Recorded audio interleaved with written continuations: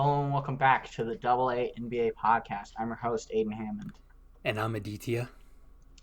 And today we've got a little bit of news. So, Aditya, you want to read some of that off? Sure.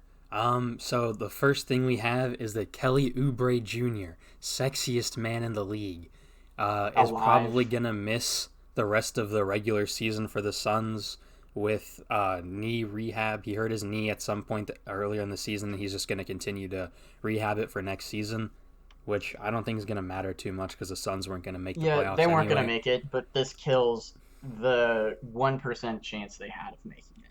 Yeah, Because he's like, what, their second best scorer? Their second leading scorer? Second or third? yeah. He's behind Booker, for sure. That's Well, all. yeah. It's Everyone's means, behind you Booker know? on that team. Yeah. So yeah, that sucks, but it's also not going to make much of a difference for the playoffs. What else we got? Anything? The only other thing I had really was the Clippers and Joakim Noah are finalizing a contract. And Joakim Noah, he's old and not amazing anymore, He's but he's actually still. not old. He's like 32. Oh, I thought he was like 34. That's No, wild. he's He's like not. let me He's let me look it up because I could be wrong. Oh no, he is 35. Never mind. I'm okay. completely wrong. He's a little older, but he's still a good locker room presence. He's an energy guy, and he had some pretty Yeah. like he signed for with the He was Grizzlies, I solid for think, the and he had Grizzlies, like yeah. an all right. He like played a few minutes and he was solid, but yeah. So You remember that weird year where he was first team MVP All NBA candidate. center and finished like 5th in MVP voting? Yeah, it was fourth. He because he was like 4th, yeah. he yeah. Derrick Rose wasn't an MVP candidate that year, right? I think that was 14-15. I think that was the year he fucked up his ACL Yeah. again. Or All no, it was right. like 13-14. It was one of those years. Something around. I knew it was Yeah. after Derrick Rose's MVP, but Yeah. all Is right. that all the news we got? For net, yeah, that's the Okay. only things that were really newsworthy. There was some other stuff, but it's not really important. Um, then another thing I wanted to do, I saw this thing on King of the Fourth Quarter, which is a basketball YouTuber. Everyone should watch him because he's pretty entertaining. But he was doing a thing where he did a tier list of all like the second overall picks since 2000, and Mm-hmm. he was talking about Michael Beasley, and he said like well, the question is, do you think Michael Beasley would have turned out to be a better player if he didn't get drafted to a place like Miami, where there's so much to do and so like you can lose focus on basketball quickly? Like if he was drafted to Utah or like Indiana or something, do you think his career would turn out better? Um, no, I don't think I don't think so because the thing with Michael Beasley is that after he left Miami, he was kind of a journeyman, right? Um, let me just make let me just look up the teams he played for. But he was erratic most of the places he played. He was erratic in Los Angeles. He was erratic in New York, Houston, Oh, did Aiden leave the call? Phoenix, Oh no, there Minnesota, you are. Milwaukee. Like Because he his was an reasoning was he erratic thought kind he of might weird be just guy because he everywhere was he so went. much of a good scorer in college, right? Yeah, he was just he was I think maybe the beginning of his career would not have been as rocky, maybe, but I don't think that he would have. Maybe he'd still be in the league, but I don't think he'd be like an all star or anything, if that's what he was saying. I don't know. He was just like throwing it out there that his career might have gone better if he didn't have so many distractions and stuff early on Yeah, that led to like bad habits and stuff. I think there's some merit to that, but I don't exactly think that that's like. I don't think that being in Miami is the only problem because really you could say that about a lot of players. Like you could say that about James Harden, maybe like his career could have been worse if he got drafted to Miami. Like you just don't know. Yeah. Um, so yeah, that's I guess that's kind of my thoughts on it. I What don't do know. you think? I think he could have maybe not like a multiple time All Star or whatever, but he definitely could have had a more stable career. Because like when he like if you go to Miami, South Beach, there's so much to do there. You develop bad habits and stuff that can sort of carry on to other places. Like he again, I don't Yeah, think he would James have been like a Harden. multiple time All Star, but he could have had a longer career. I think. James Harden, the league MVP, a top five player in the league, plays worse consistently when he's in Miami. Yeah. Like, he is consistently bad in Miami. If this year's finals were Rockets Heat, the Rockets would get swept. Well, they can't really do Um, anything in Orlando, so true, true. like they I have meant, their or I bubble. guess next year's finals. Next year's finals. If next year was Rockets Heat, the Rockets would be swept. James Harden cannot play in Miami. There's too much distractions. Well, they wouldn't get swept because there would still be some games in All Houston. right, so are you ready for the power forward Yeah. list? Is that all we got? Wait, can you hear me? You sort of cut out real quick. Yeah, yeah. All right, but Are you ready for the power forward list?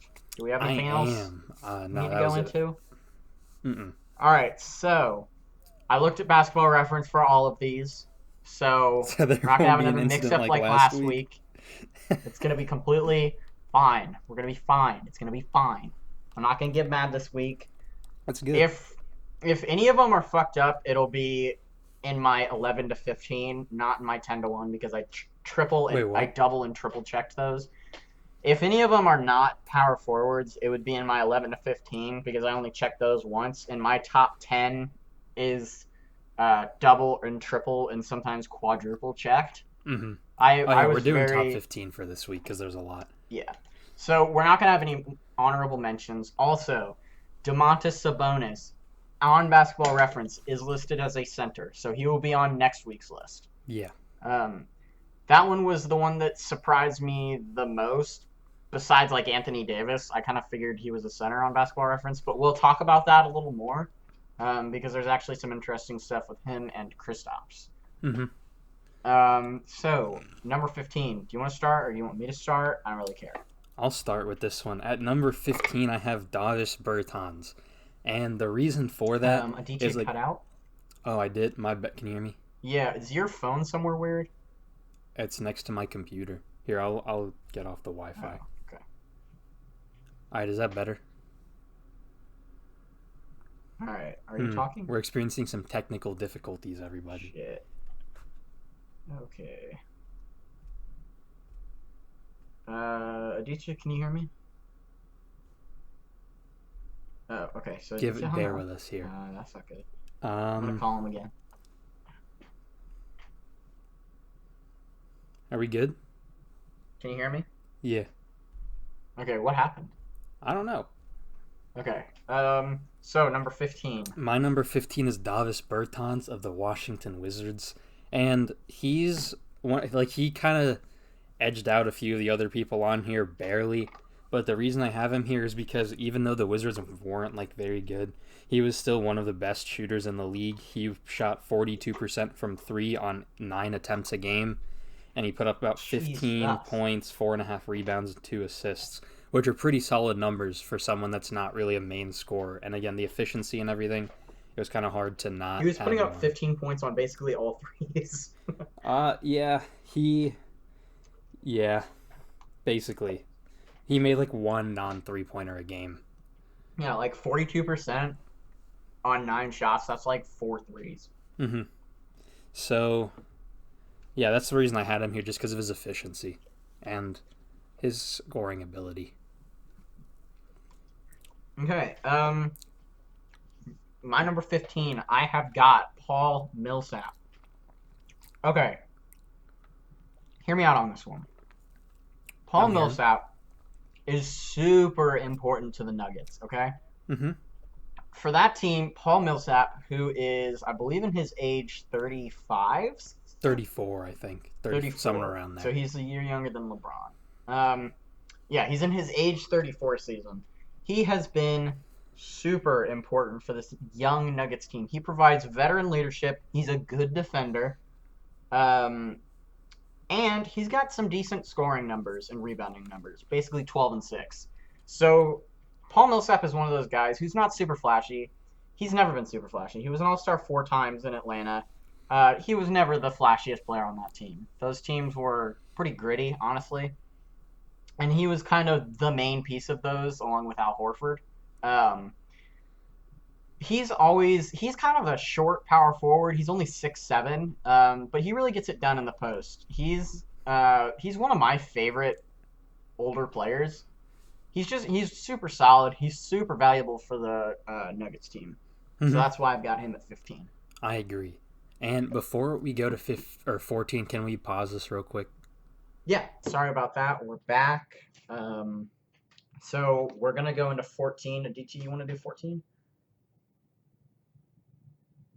Paul Millsap, actually. Fuck. So, God damn it. the reason I had Gotta him there switch it is out. because Gotta everything get you that said, in. he's a God super damn it. important piece to that Nuggets God team. damn it.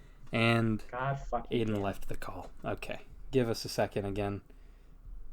Sorry, I'm a fucking dumbass. It's okay. Okay. My number 14 is Paul Millsap Ooh. for most of the reasons you mentioned. He's super important to that Nuggets team. And even if his offensive game isn't what it used to be, he's still an elite defender and a good veteran presence for that really young team. So Yeah. I just had him at 14. All right. My 14. Julius Randle, the best power forward on the most power forward heavy team in the league. Actually, half that team is considered centers on Basketball Reference. Oh fuck, really? Yeah. Whatever. So Julius Randle, he's on the worst team in the league. Maybe not or maybe not by record, but they are the worst team in the league, no doubt in my mind. The Knicks are terrible. He's the only reason that they have at least one win. So that's why I have him here. He's not higher. His stats are really good, but he's not higher because he is on the Knicks and they're bad. And he's also, a little bit of a ball hog, a little bit of a selfish player. But, regardless, he's got good numbers. So that's why I've got him at 14. All right. Who is your number 13? My number 13 is Christian Wood. So I've got Christian Wood on this list because he's kind of the only thing that's keeping Detroit afloat this year. Like, he's the only reason that they're not going to have a top 5 pick. They're terrible. Wait a second. Are they missing the NBA the playoffs? Like the whole playoff thing? Okay, so they're already out, yeah. So I guess they still could get a top 5 pick, but he's the reason that they're not one of the bottom, tier 8, tier 7 teams in the league. He's been kind of keeping them afloat. He's gonna get some MIP buzz. The only reason he's not higher on my list, and I think the reason he's not on DT is he didn't really start playing really well until towards the end of the season. He doesn't have super great season averages because most of the season he wasn't super great. But when he was good, he was very important. And that's why I don't have him on my list really, is because he was good, but he really only started putting up those numbers once Andre Drummond was traded away. Before that, Drummond and Derrick Rose were really the only things the Pistons had because Blake Griffin's been ass. Yeah, well, Blake Griffin also hasn't played. He's only played 18 games this year. Oh, I thought he was just being No, he's bad. been hurt for most of the season. Well, yeah, there you go. But that's just the reason he didn't make my list, is because he hasn't done it for long enough. He did the same thing last season, too. Towards the end of the year, he started putting up 20-point-per-game averages, but he hasn't been able to do it for even half of a season yet. So I'm not ready to put him on my list. I kind of had him up there because I think he's going to get some MIP buzz, and also he's literally the only thing keeping Detroit from complete irrelevance. And Derrick Rose. Yeah. My number 13 is Harrison Barnes. Okay. I had him here because even though he's making a juicy ass contract, he's not doing super great. I mean, he's putting up 15, 5, and 2. I guess those are his averages. They're not amazing, but on that Kings team, they put it together towards the later part of the season, and he's still a pretty good defender. So I just had him here because I think he, even though, again, his averages aren't super amazing, he's a pretty key part to that team. Yeah. Especially with, Oh, no. Yeah, you keep I would say, especially with the fact that, Marvin Bagley and Harry Giles can barely step foot on the court without breaking something. Christ. I think it's safe to say that neither of them are going to be on this list, right? Yeah. Even though I think Harry Giles might be considered a center. I'm not sure, though. On Basketball Reference, he was a 4. So okay. All right. So, do you want to do your number 12 or my number 12? I'll go with my 12, I guess. I had Julius Randle here. Oh, okay. Just because, the Knicks are ass, but again, like you said, he's really the only reason they have any wins whatsoever. He's putting up about 19.5 points, 10 rebounds, 3 assists, which if they were on a slightly better team, I'd have him higher, but the Knicks suck. So I had to keep him at 12. And his defense isn't amazing either. Yeah, definitely. All right, so my number 12 is John Collins. So John Collins is basically this low for the same reason that Julius Randle is low, but the Hawks are better than the Knicks. John Collins is putting up some crazy numbers, 22, 10, and then the block and a half a game. So he's definitely a little bit better defensively than Julius Randle is for sure, even though he is also not a great defender. He just gets some gaudy block numbers. But I can't really ignore his statistics. He did miss some time because he pissed hot, so that wasn't great. But when he was playing, he was pretty effective. He's gonna be super important for the future of the Hawks, whether or not as a trade piece or he stays as the pick and roll partner for Trae Young.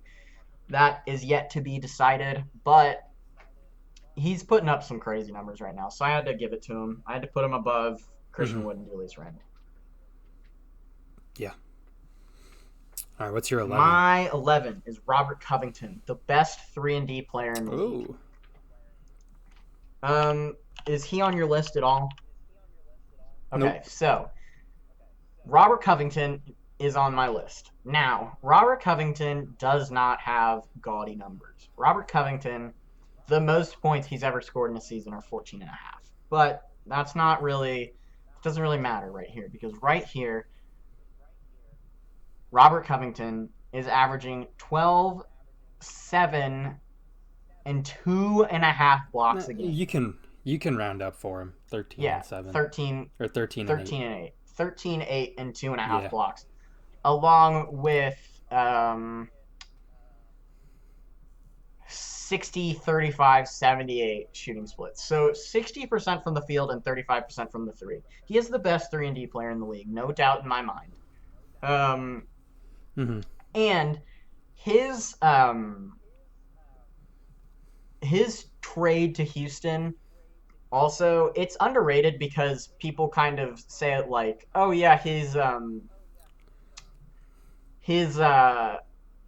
or people are saying like, James Harden and Russell Westbrook really figured it out. But his trade to Houston also coincides with their turnaround. So that cannot be forgotten because he has been important for that. He's gotten their defense a little bit better. He's a huge part of that small ball system that's been working surprisingly well. And he's another good player for them that is not, he's another good player for them that's not, that doesn't make sense. He's another good player for them, basically. Like, they are a little bit deeper because of him, and that can't be ignored. He's definitely a solid player. I just didn't have him on my list because, obviously he's been relatively consistent, but I also feel like when you're playing in that, Mike D'Antoni system as a big man, you're not, you're replaceable, right? Big men can sort of fit in really easily into that system. He's also, in his games in Houston, his rebounding numbers have spiked, too. He went from 6 to 8 rebounds a game, basically, this season. Which makes sense because his front court partner is PJ Tucker. Best center in the league, PJ Tucker. Catch him on our center. Actually, he's a power forward on Basketball Reference, but we know he's a center. So that's why I got Robert Covington in there. That might be a little controversial, but whatever, because he is the best thing. My number 11 is John Collins for the same reasons you said. He's a 21-10 guy. His defense still isn't great, and the Hawks still can't win games, which is why he didn't make my top 10. But his offensive ability is there, and he's still young, so he's got time to polish out his game and whatnot. Yeah. But so that's why I had him 11, just for basically the same reasons you said. Now, if he gets that max that he's asking for, I don't think that he's as much of an asset as people think he is because he's not worth the max. If they're gonna do if they need to make the decision on whether or not they're gonna keep him or not, soon.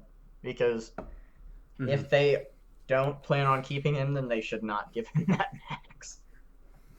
Yeah, no, because once he gets it, his He's value is dropped. instantly almost untradeable Yeah. unless packaged with somebody else important for them. Hmm. So, all right, so who's your All number right, 10? So we're getting into the top 10 here. my yeah, my number 10 is Kevin Love. Ooh. The reason I have him here, he's obviously not Minnesota Kevin Love anymore. He's lost the pounds, but he's still a very good player. He put up about 17 and a half points and 10 rebounds a game. Um, the Cavs weren't very good, but I don't think anyone expected them to be. They're a really young Yeah. team, and he's just kind of there for veteran Yeah. presence. And He's also the again, reason just that stuff John like Beeline isn't their coach anymore, or part of the reason because he fucking hated. He hated John yeah, Beeline. I'll talk about that a hmm little more when I get to K-Love because he's on my list. yeah. But he's a pretty good offensive player. He's been consistent throughout most of his career, so I just kind of had to show him some love. Yeah. But All right. This is by far the most controversial part of my list, so get ready. My number 10 I'm player. ready. I know you hate him. You hate this dude. You hate all the attention he gets. But my number 10 player is Zion Williamson. And here's the deal. What the fuck? Here's the deal. In 19 games, Zion Williamson has made the Pelicans go from borderline playoffs to in the playoff picture. They were pretty much out of it before he got there. Um, but he's been putting up 23, 7, and 2, along with half a block and almost a steal a game. He's super fucking important for that team. He's also shooting 46% from three, which is wild because that was kind of the biggest question mark around his game. Now, he's only played 19 games, which is going to be the Remember? most controversial part about this because Yeah. he's only played 19. But I feel like his contributions to that team are big enough for him to be put here. Mm-hmm. I disagree, Yeah, I know you as do. You made hate very Zion. clear a few seconds ago. But I don't hate Zion. I hate that he's getting so much hype after playing 20 games. The 46% from three is cool, but he's not even attempting one a game. I know, but Uh, on the almost one, he's like he is 46% is wild for him. Like I know he's only taken probably that means he's probably taken like 12 threes, and he's made like 5 of them. But still, that's you remember pretty in good like for his him. first game when he was up against the Spurs and they kind of let him shoot and he hit 4 threes in like a minute? Yeah. That was pretty cool. Um. But yeah, I don't have him on my list because he only played Yeah, and I 19 totally games, understand that. and yeah, This might okay. So I he's just 6 of 13 from three on the season, by the way. Um. yeah. I also have him up here because he would have been a little lower. He probably would have been 11 or 12 if I hadn't looked at their record with him. But with him on the floor, the Pelicans are 11 and 8, which I just couldn't ignore because that's a solid 3 games above 500 for a team that was pretty far below 500 for a majority of the season. Even with Brandon Hmm. Ingram, Drew Holiday playing really well, Lonzo Ball kind of starting to really prosper. Zion is the Yeah. difference maker for this team. Zion is the reason that they have a good shot to make the playoffs come Orlando. So this is definitely the most controversial. I really like Zion. I know that everybody hates him because he gets too much attention, and I agree he gets too much attention. But I couldn't not put him on this list. Maybe he should have been a little lower. I don't know, but I couldn't really I couldn't when I was looking at my list. Like I couldn't put um, Robert Covington above him because his numbers aren't that great. John Collins and Julius Randle are both on shitty teams. Christian Wood hasn't been super consistent. Paul Millsap's kind of the only guy that I could really consider putting above Zion, but his numbers also aren't great, but he's on the best team. So that's why I've kind of got Zion super high, but I get why a lot of people probably would disagree with that.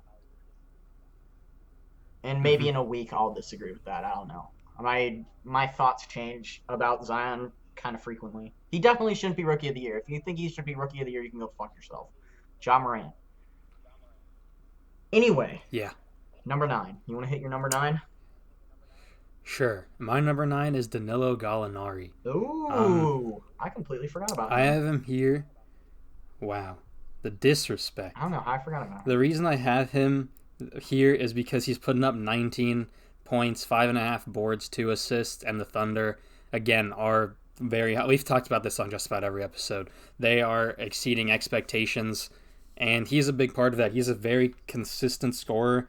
I like in the past he's had his injury issues, but over the past few seasons he's managed to deal with those. He's shooting 41% from three on 7 attempts, and again he's a pretty key player for that team. Yeah, I agree. If I could revise this list, he would be on it. I completely spaced on him. Um, my number 9 is Kevin Love. For basically the same reasons you said. Kevin Love is still putting up really good numbers. He has completely remodeled his game. He remodeled his game to play with LeBron James, and then LeBron James left. So, Kevin Love is kind of stuck with this kind of weird outside game mixed with a little bit of an inside game that just doesn't really work on this team because they suck. He's Because averaging they don't have LeBron. essentially a double double still, 17 and 10. Um, Hmm. he's also a decent defender. And back to the, he basically got, he's a big part of the reason John Beeline fired. Now, Beeline is a dumbass, and he got fired because he's a dumbass. But Kevin Love also hated him from the jump, which honestly, give him a chance. But like Kevin Love was right. He was really right. Like Yeah, Kevin Love basically skipped training camp. Like he showed up at the last second. I think that was just so we wouldn't get fined. Yeah, I only know all this because I'm listening to a Shams Charania interview from like February. That kind of it was right around the time Beeline got fired. Uh, and they talk about Kevin Love a little bit, but this is he definitely he definitely is super important for this team, and hopefully either they get Anthony Edwards and maybe they surprise some people next year, or he gets traded.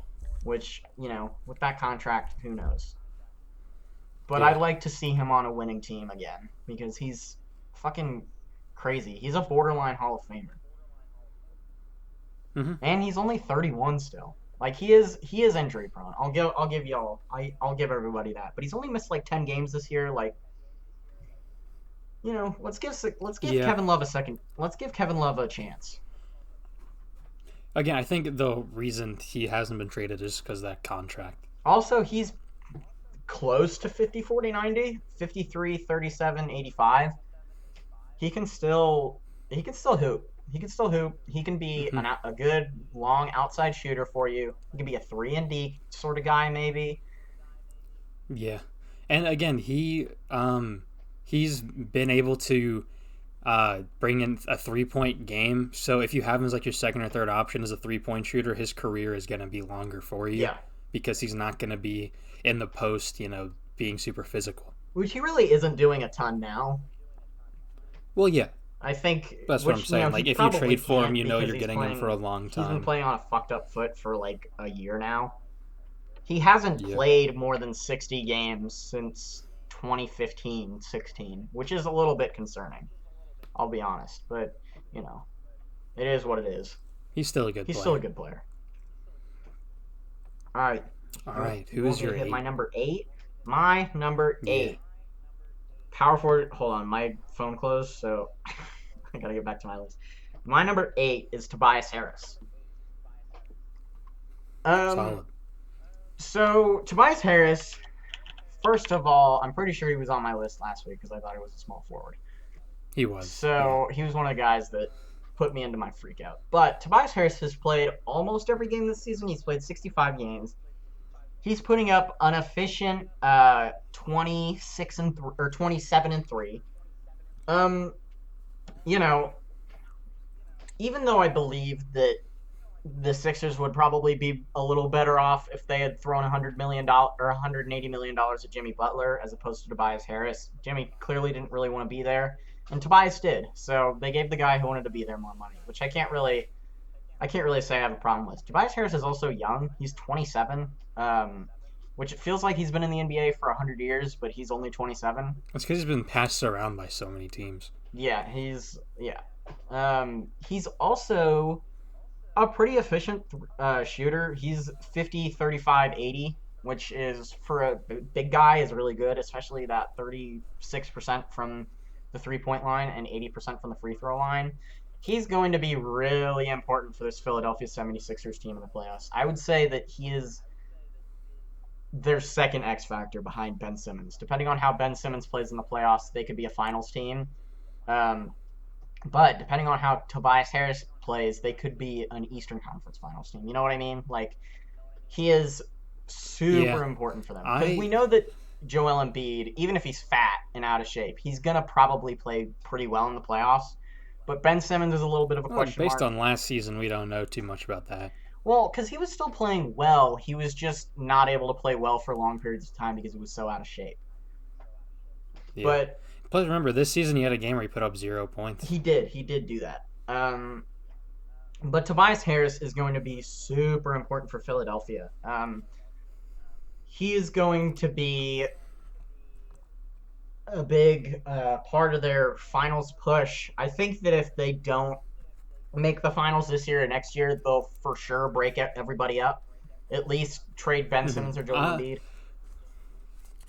Actually, hold on. Can I take over? Yeah, real yeah, quick? yeah. So I also have Tobias Harris at 8, Okay. and I wanted to say I made a YouTube video about this actually. Quick plug there.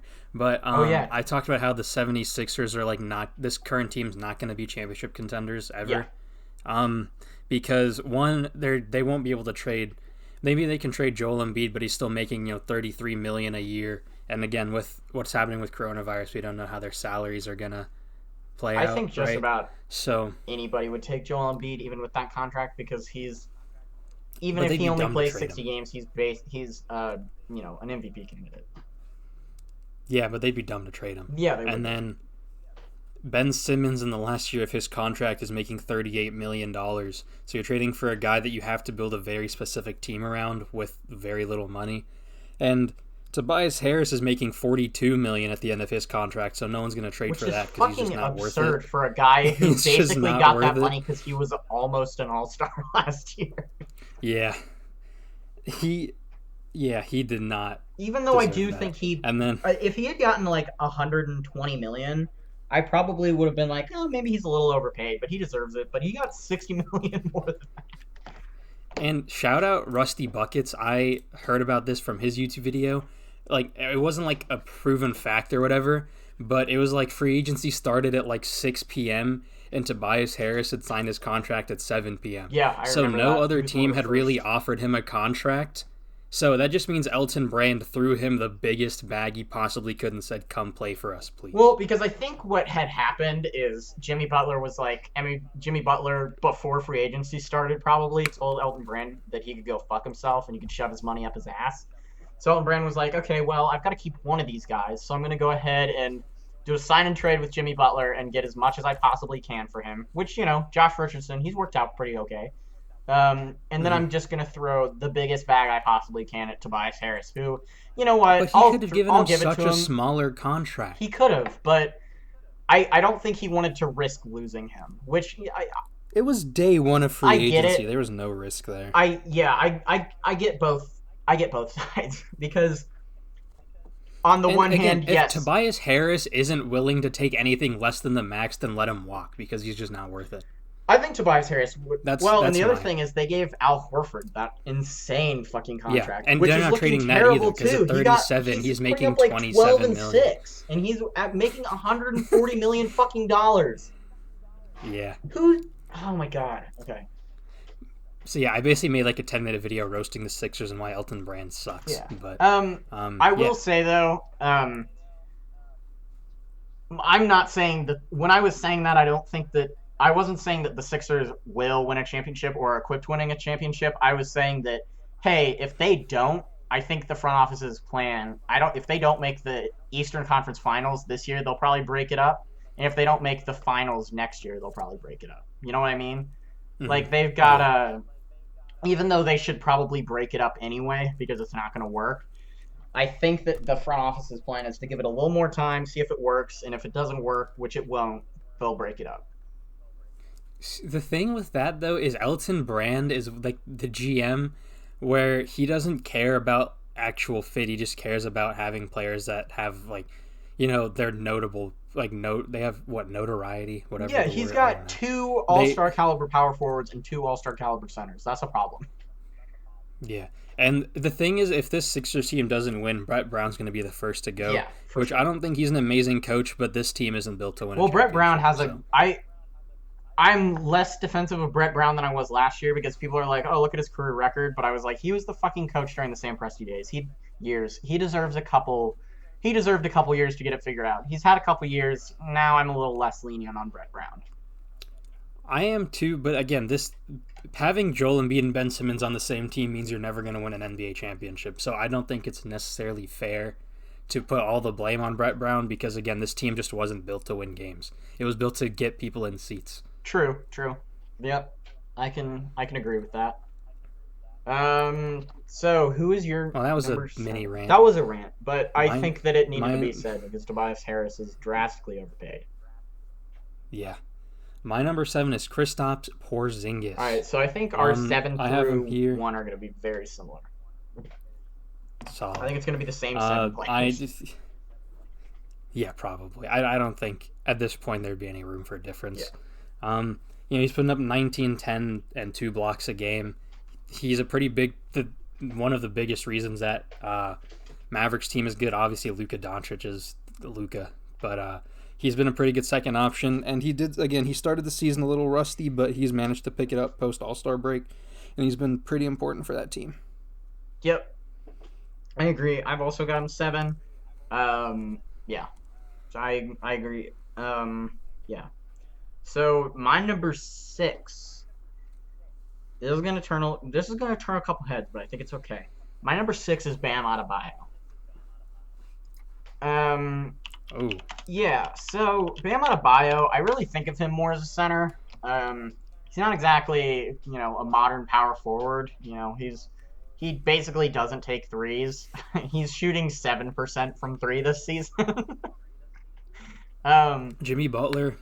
I don't know if you saw he's the. 1 of I 13. think it was something they did with Slam or something, but it was like, so Jimmy Butler and Bam have a bet. So every game Bam attempts at least 1 3, Jimmy Butler will give him $500, and every game Bam doesn't attempt a 3, he has to give Jimmy $500. Yeah, which that's kind of a weird bet because it's like, hey, if you take this shitty shot that you're bad at, I'll give you money. Well, it's to get him practice. Sure, They're yeah, a good regular season team yeah. anyway. They've pretty solidified in the playoffs, so it's just to get him. It's what the Sixers should be doing with Ben Simmons. Yeah.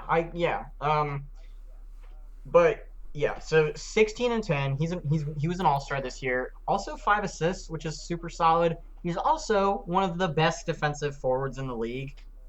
A steal and a block. His advanced defensive stats back that up too. 25% defensive rebounding percentage. Almost 4 defensive win shares a game, which is pretty nuts. Mm-hmm. He's really good. I had him, but he's basically the second or sometimes third option on that team, which is why I did not put him above the guy I had number 5th, who was the first or second option on his team. Mm-hmm. He was also a first-time All-Star this year. Yeah. But he definitely deserves to be on this list. I think if I had a little bit more time to think about it, he might be top 5.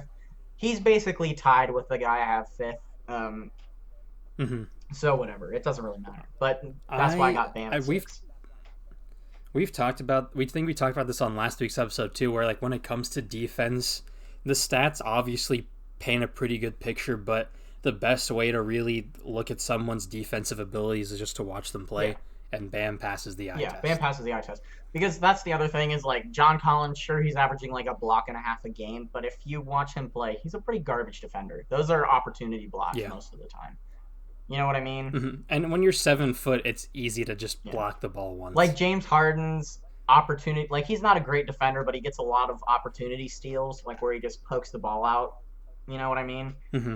He's not a Yeah. super bad defender. Like, he's improved his defense, but He used to be he's bad, not but, like he a started great he defender. started trying Like, more, and he's a pretty good post defender too. yeah, I agree. Because he's pretty thick. Yep. All right. You want to hit your number 6? So yeah, my 5 and 6 are basically interchangeable. I just had them in this order because of team success. But my number 6 is Brandon Ingram. Oh shit! Yeah. Okay. He is doing great things. He's putting up like what 24 some. I don't have his stat. Let me pull him up real quick. Yeah, he's putting up 24, 6 and 4. The Pelicans, however, did not win as many games, and his defense still needs work. But I've talked about this before. Like, his 3-point percentage basically took like a 6% jump, and he attempted 5 more. His attempts per game have gone up a lot, and his percentage has gone up with it. And he kept the Pelicans afloat while they waited for Zion to come back, and he's been pretty important for that team. Yeah. Okay. So let me hit my And- number 5. Oh wait, are you done? I was just gonna say, since my 6 and 5 were basically interchangeable, if you wanted me to do mine, but you can go. Okay. Yeah, I want to piggyback off of the Brandon Ingram thing because he's my 5. Brandon Ingram is my 5 because he is a much better scorer than Bam Adebayo. He was the first option on that team for basically the first 40 games. He's only kind of taken a backseat to Zion since he came back. And also, Brandon Ingram went from the player that I was probably most critical of, the young player that I was most critical of, to the player, to really one of my favorite young players and the guy who I've been most impressed with this season because of those scoring jumps and because of that huge percentage jump. Yeah. And when you watch him too, he just looks more NBA ready. Yeah, now he than looks did like any it's other kind of like season. watching Kevin Durant almost in like his first couple years in OKC. Like obviously he's not as good, but it's a little bit like watching that type of player. And yeah, they have a very similar build. And again, he is he's proven that, you know, he doesn't need to gain weight. That's the thing that I always said. I was like, you can't be a successful NBA player at 190 pounds and 6'10". But he's proven me wrong, clearly. Because he hasn't exactly gained weight, but he's, you know, he's, as much as his 3-point percentage increase impresses me, his field goal percentage decrease impresses me a little more because he's taking 4 more shots a game. And his field goal percentage has only decreased by like 3%, which kind of shocks me. That's honestly. like what, 1 miss a game, 1 miss more. Yeah, basically.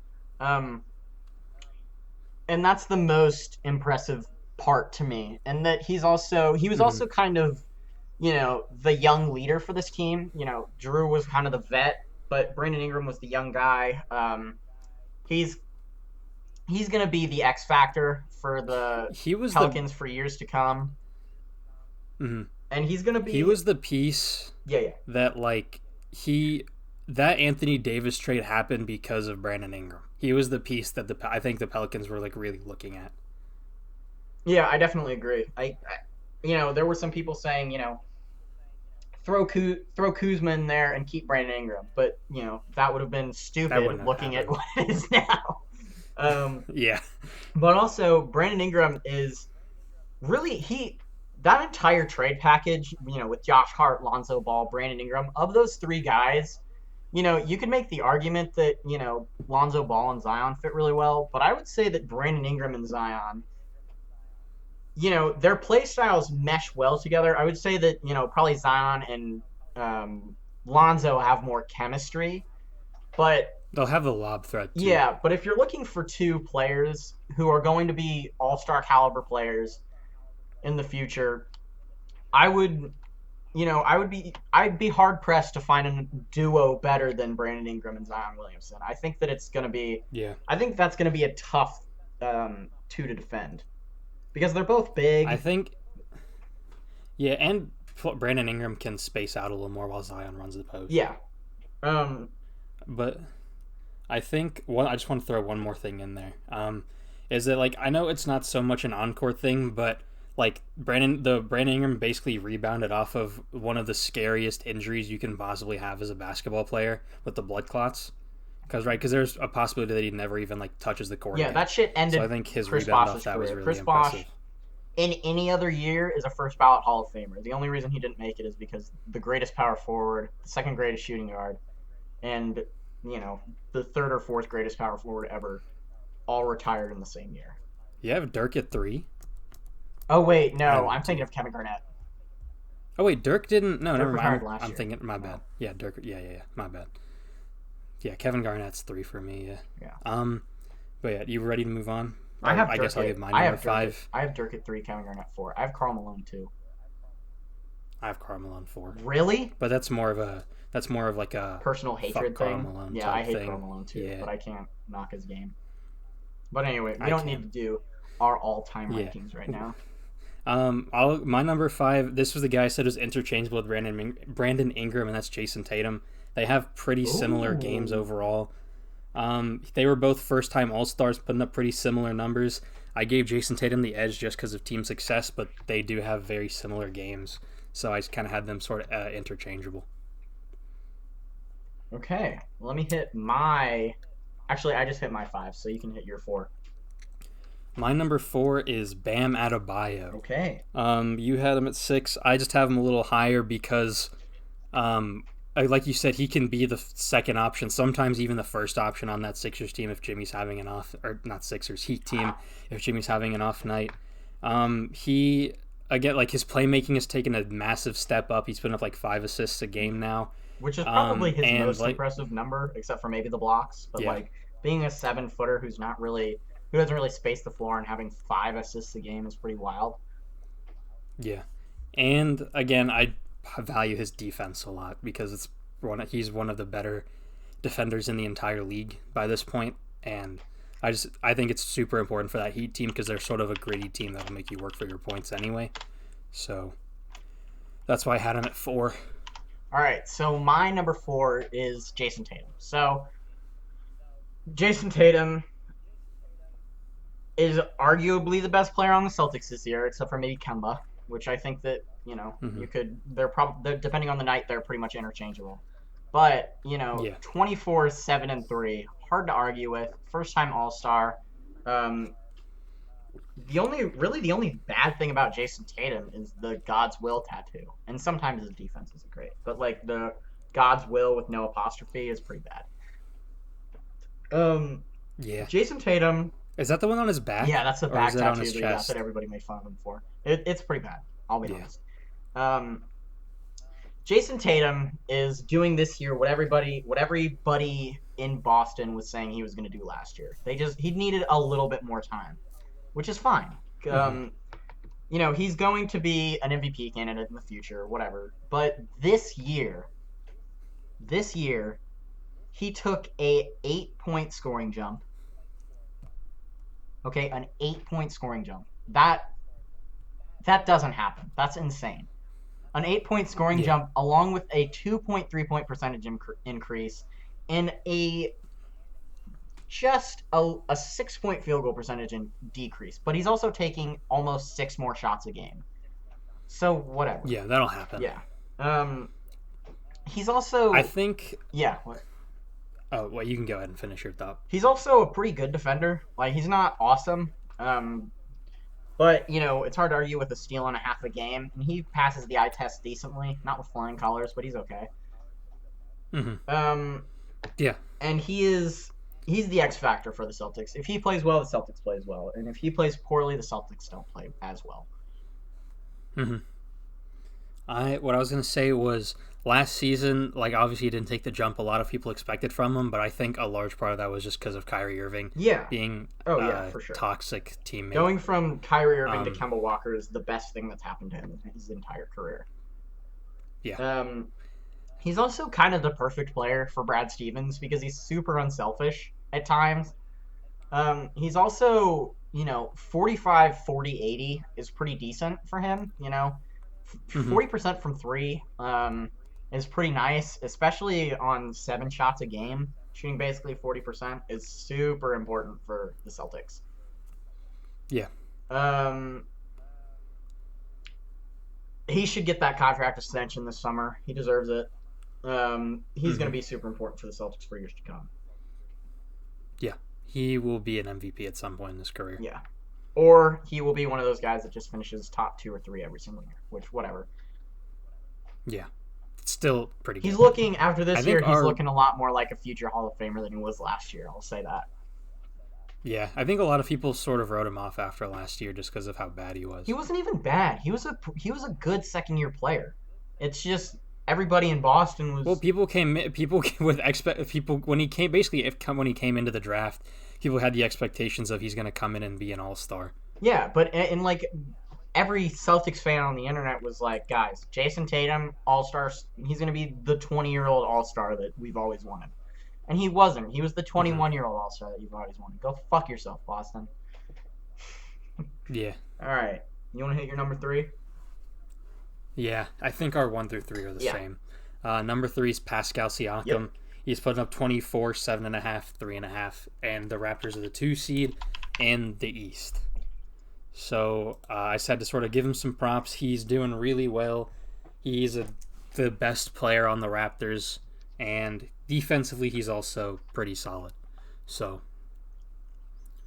yeah. Yep. If you got, you can go more. Same thing for me. You know, he. The other thing that people talk about with him is he could probably win Most Improved Player again, which that would be wild. But like he's increased his numbers in a pretty similar way that he did from years 2 to 3 and years 3 to 4.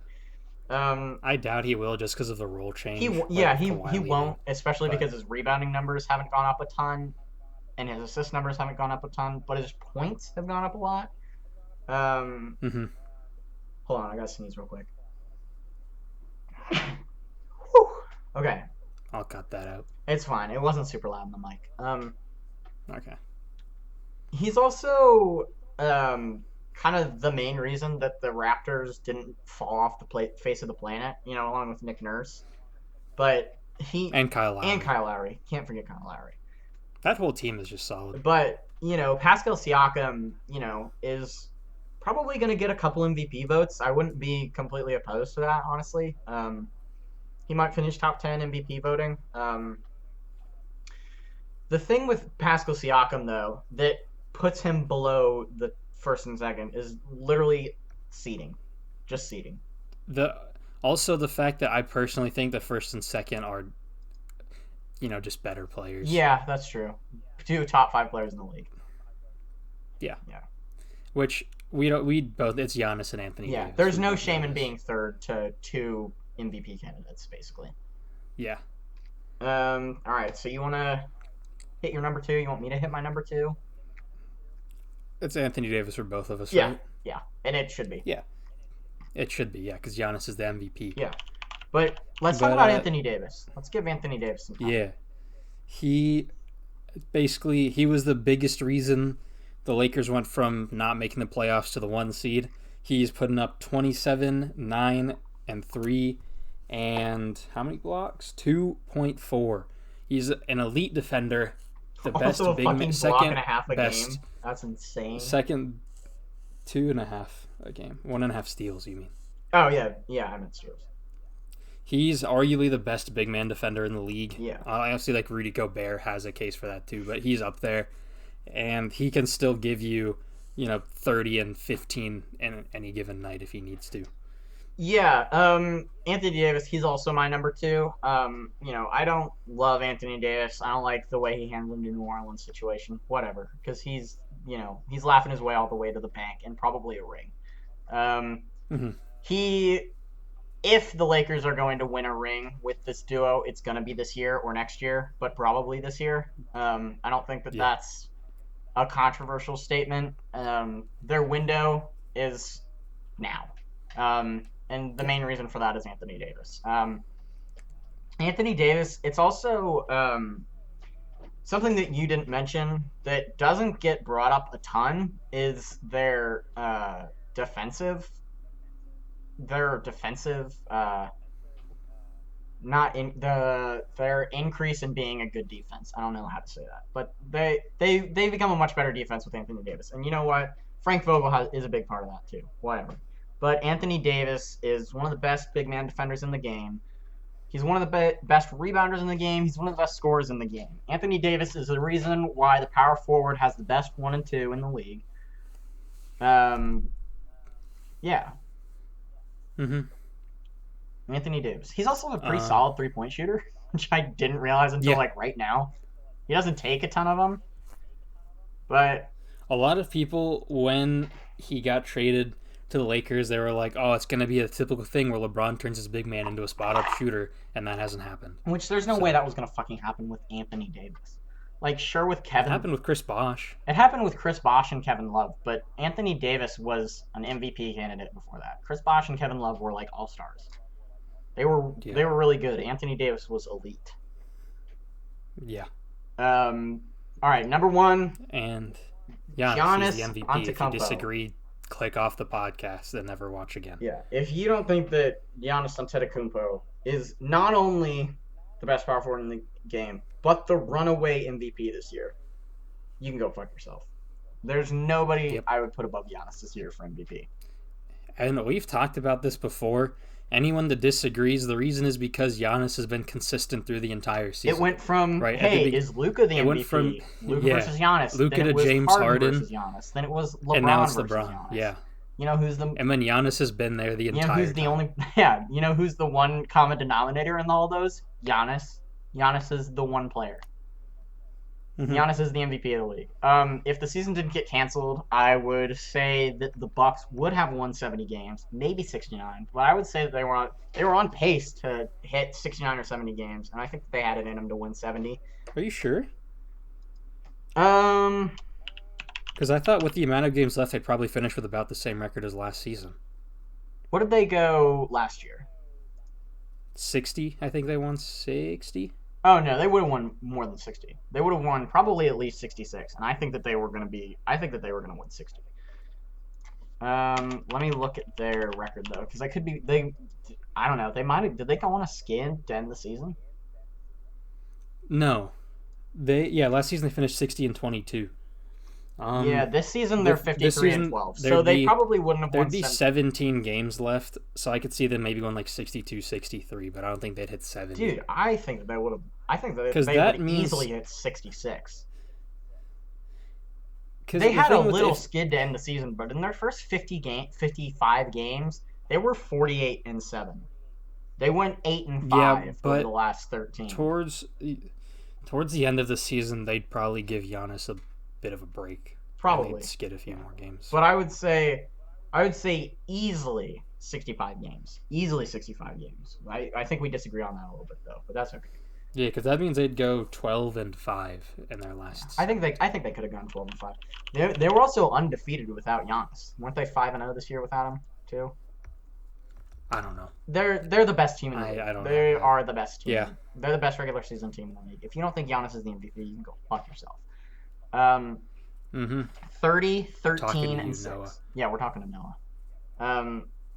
1-1, also steals and blocks. But, you know, those defensive numbers don't do him justice. Giannis, on the eye test, is maybe Defensive Player of the Year this year, too. Mm-hmm. I would definitely give it to probably Anthony Davis over him, but I would say Giannis probably finishes second for me. Yeah. Yeah. Maybe I put Ben Simmons. I think I put Giannis ahead of Ben Simmons. I think I put it Simmons, Giannis, Davis. Well, again, my pick for Defense Player of the Year was Ben Simmons, but if we're talking realistically, he's not going to win it. Yeah. He doesn't have enough clout from the voters. Yeah. He's also playing in, you know, maybe for the best defensive coach in the league, Bud. This is the Mike Budenholzer experience for Giannis has been it's what took him from a really good, you know, all-star, all-NBA player to the bona fide MVP of the league. I don't think there's any doubt in my mind that Mike Budenholzer has a lot to do with that. And Chris Middleton. And Chris Middleton. Chris Middleton stepped up this year. And last year. But he got that contract and people were like, okay, he's probably not worth that contract. And he's been worth every cent this year. Well, I mean, he's putting up pretty similar stats. Hold on, let me pull him up real quick. Chris Middleton? Yeah, he's went from 18 to 21, so I guess and his efficiency has jumped up. So Yeah, he's also the perfect fit for Giannis. He's the perfect number 2. Oh yeah, for sure. And he's also been an elite player without Giannis on the floor. In I believe the 5 games, he's putting up like 30 points a game or something ridiculous without Giannis. Hmm. Which small Yeah. sample size, whatever, but it's impressive. It's really impressive. He's also a really good One story thing, because he went from the G League to big money. yeah. One thing that is kind of worrying though, and I talked about this in a different YouTube video I made, another plug there. Uh, if Giannis stays and gets a supermax, they take up the entire salary, and there's no room to make other moves. I would not be surprised if the Bucks go over the salary cap though, at least a little bit to. Well, yeah, but it definitely, especially with Eric Bledsoe's contract, it does hinder them. I would also not be super surprised if they win. I think that Giannis is like, okay, I'll only take $200 million instead of 240. I think Giannis is most focused on winning and less focused on getting the absolute most money he possibly can. I think if they Yeah. win, he could take a small pay cut, not like a Dirk pay cut, but I think he might shave off $40 million of that contract to be like, okay, let's get a couple more pieces and just keep winning.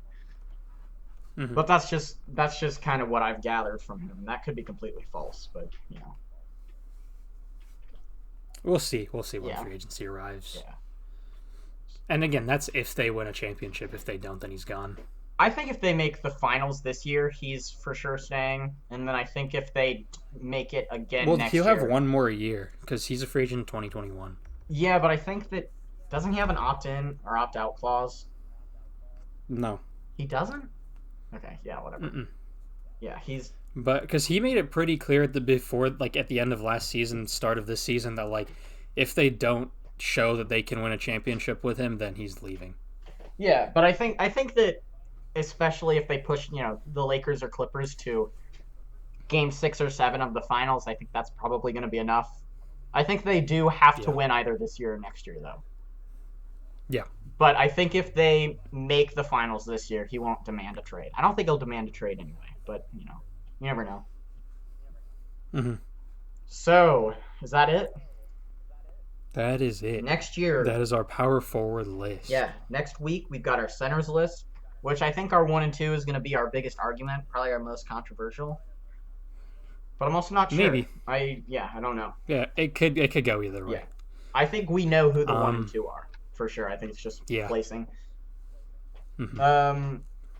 All right. But that's all we got. Yeah. Like, comment, subscribe, all that good stuff. Yeah. Um, Follow the and Twitter. do you want me to put your YouTube channel in the description? Yeah, I don't do basketball stuff, but you could put it in. Yeah. I'll put both of our separate individual channels in the description. Aiden does like I don't know how to describe Commentary. it. Yeah. And then I do some basketball stuff, some hip hop stuff, some gaming stuff, whatever I feel Yeah. like doing. So if you're interested in either of those things, check our individual channels out. If not, just keep watching the podcast. Yeah. We're happy campers. Look at our Twitter. Yeah, that'll also be in the description. That's pretty cool. Yeah. And that's all we got. So thanks for watching. Yeah, thanks. See you guys.